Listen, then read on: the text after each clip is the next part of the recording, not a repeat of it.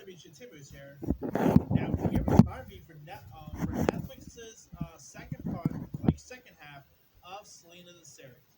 Now, plus the first half premiered all the way back in December, which I thought was pretty decent, and so now the second half just premiered this past Tuesday, and so I decided to check it out. I gotta say, the second half. Let me just say, you guys, right now, you're probably gonna need some tissues if you. For one, you're gonna need some tissues if you're watching the finale of the second half. And sadly, we know we they pretty much teased it with the first part. We knew what was coming in the second half. Of course, if you guys remember at the end of the finale of the first half, Selena, Selena's of course Selena's sister, who's played by Naomi Gonzalez, ends up pretty much getting in touch with Yolanda Salvador, and of course, so Yolanda could be part of pretty much work for Selena and be part of her like fan club. And we know who Yolanda Salvador is. She's pretty much the one who took Selena's life. Yeah, one of those. Let me just say, I feel bad for the actress playing Yolanda. I mean, I'm just gonna admit right now, the girl who actress playing Yolanda Salvador in this, I think the name is Natasha Perez. She was terrific. I mean, she really, you know, I just saw what Natasha looks like in person, like outside of the series. She looks much better, But the makeup they used on her was really cool. I'm not gonna lie, when the Emmys rolls around, Natasha Perez deserves an Emmy nomination for Best Supporting Actress. She was literally good. I mean, granted, she is playing almost hateful character, and I feel sorry for Natasha because she's going to get a lot of hate for just playing the role. I'm like, oh, she is playing like she's playing a part. She's not the actual person. Like the actual Yolanda is in jail. All right, she's starting a life sentence. Good for her. What she did, she slayed it was despicable. Yolanda. I mean, yeah, she's one of the most despicable human beings of all time. And of course, Yolanda was of course portrayed by Luke. I forgot the actual name. The one who played Yolanda in the Jeff Lopez one. I mean, I'm not even joking. The one who played Yolanda in the Jalen one, I think the name is Lupe. I can never pronounce the last name. But the one who played Yolanda in the Jalen one, I'm not gonna lie, she got a lot of hate for just playing the role. So yeah, it's gonna be like people hating on it on Bruno Gans for portraying the role of Hitler, or let's see, what, or hating on Charlize Theron for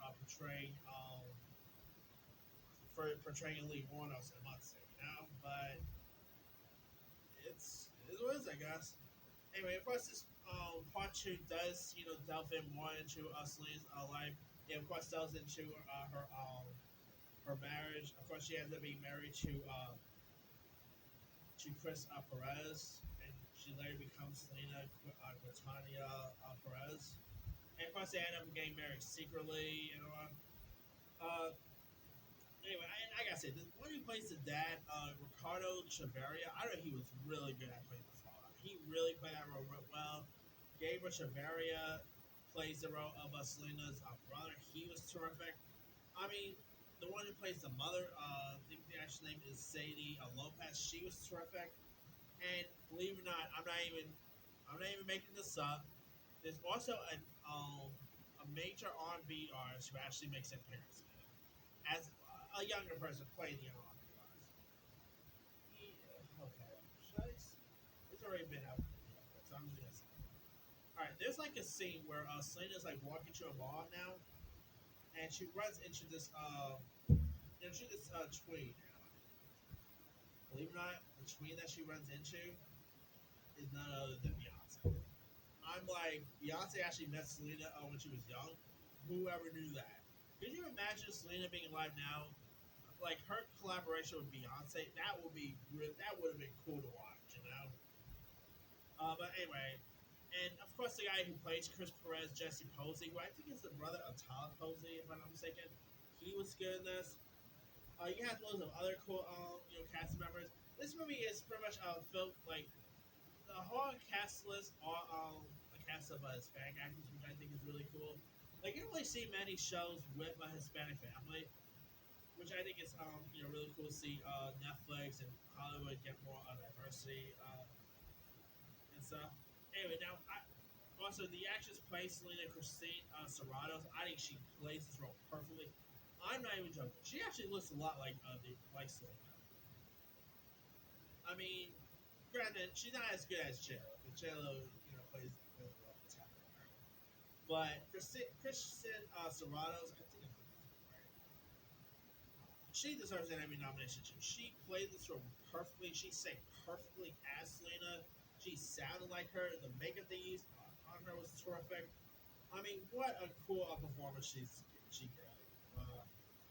Yeah, he has some other interesting cast members too. I mean, this series is really good, much better than Hanging Tension Bane because they could have came off as very offensive and stuff like that.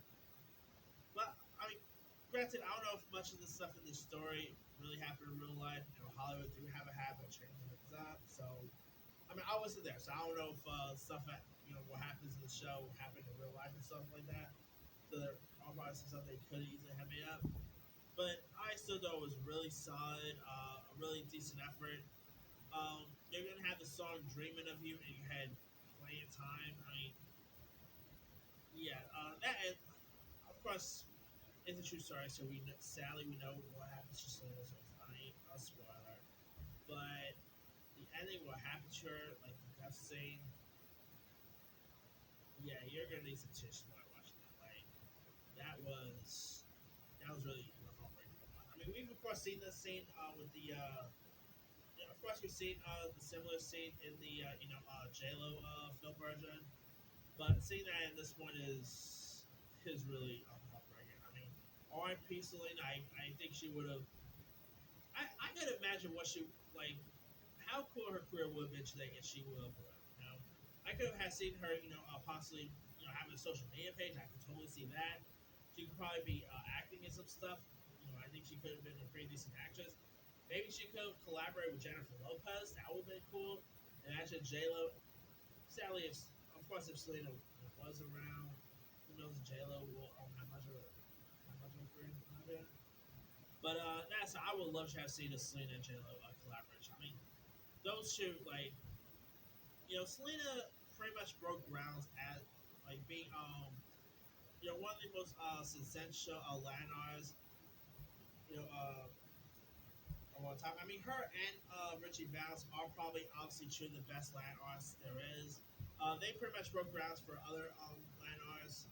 I mean, if you guys have not really seen the Selena series, I say go watch it. All episodes are on Netflix. Give it a shot. I think you'll either like it or you might not like it. It's your side. But definitely give this one a go. Especially if you're a fan of Selena, I think you'll enjoy this. Like, even if you're not that big of a fan, I think you'll still enjoy it. Like, the story arc is really solid, and the writing is great, performances are good.